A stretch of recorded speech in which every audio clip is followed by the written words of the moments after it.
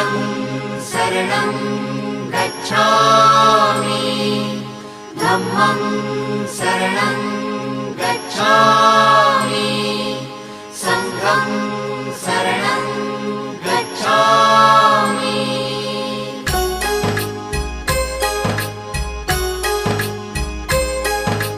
बुद्धं शरणं गच्छामि धम्मं शरणं गच्छामि संघं शरणं गच्छामि।